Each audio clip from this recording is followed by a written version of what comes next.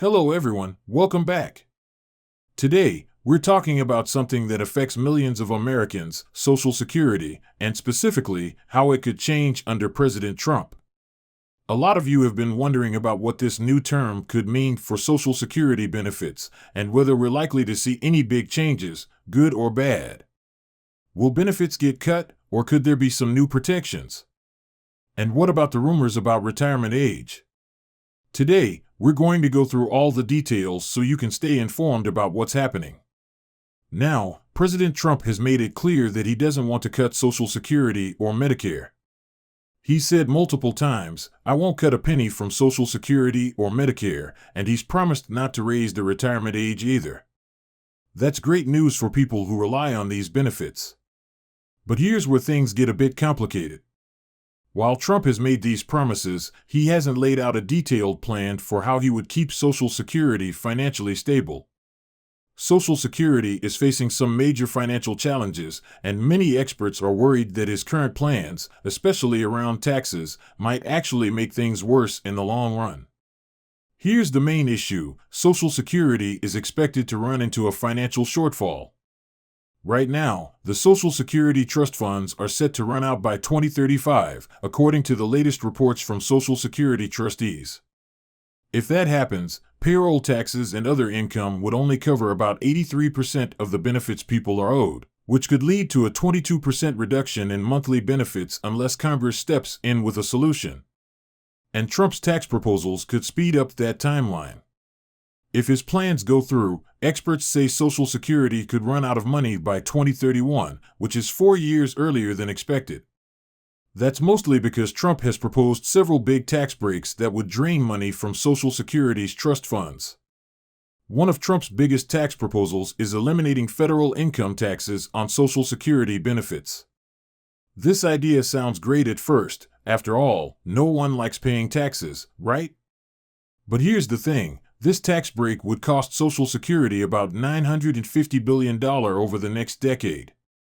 That's a huge amount of money, and it would mean a lot less revenue coming in to keep Social Security funded. Right now, around half of all Social Security beneficiaries, mostly people with higher incomes, pay federal income taxes on their benefits. These taxes are based on a combined income of over $25,000 for individuals or $32,000 for married couples.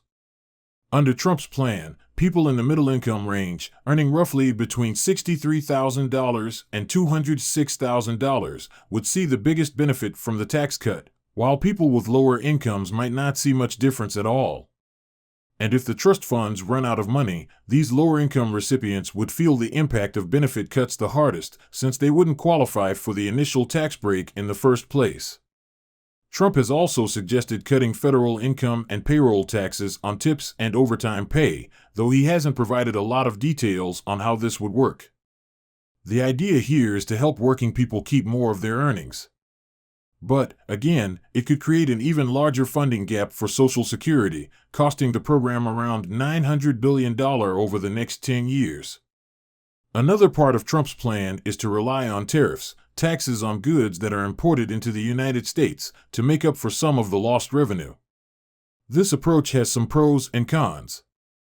On the one hand, tariffs could bring in more money to the government, which might help fund different programs, including Social Security.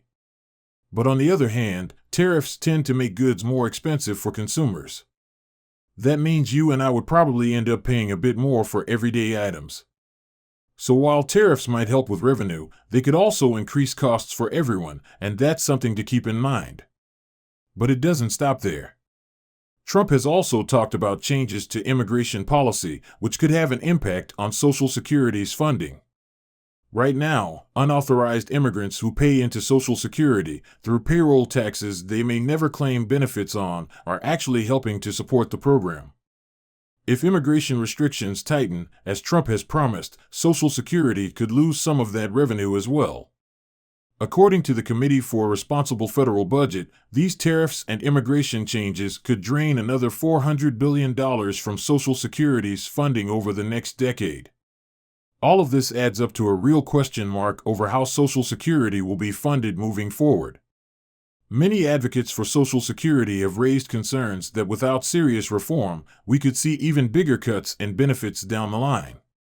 It's one reason why Social Security is often called the third rail of politics. Any politician who tries to touch it, even to make changes that might help, risks facing a lot of backlash. Raising taxes or raising the retirement age are often unpopular solutions, but some experts believe changes like these could be necessary to keep Social Security running long-term. Let's talk about retirement age for a second. Right now, the full retirement age for Social Security is 67 for most people, and there's been talk about potentially raising it to 68 or 69. Why does this matter? Well, each year that the retirement age goes up means a 7% reduction in lifetime Social Security benefits. So if the age goes up by 2 years, that could mean a 14% reduction in total benefits over a person's lifetime. Trump has promised not to touch the retirement age, but Congress could still decide to make changes here, and that's something to keep an eye on. So, where does all this leave us? At the moment, there's no clear path forward. It's possible that we'll see some small, incremental changes to Social Security, but a major overhaul could take years, or even decades, to fully implement. There's a lot of talk in Congress right now about making some small adjustments, like expanding certain benefits or repealing the government pension offset, which reduces Social Security benefits for people who also receive a government pension. These are small steps that could help, but they won't solve the bigger financial issues. One of the main points of debate is the timing. With Social Security projected to become insolvent in just over a decade, some experts worry that Trump's approach of delaying big changes could actually make the problem worse. The longer we wait, the harder it might be to find solutions that work for everyone.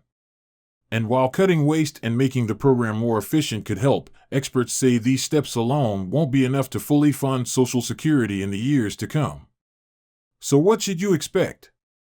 If Trump's tax proposals go through, it's possible we could see some benefits in the short term, like more take-home pay for people who are working or receiving Social Security benefits.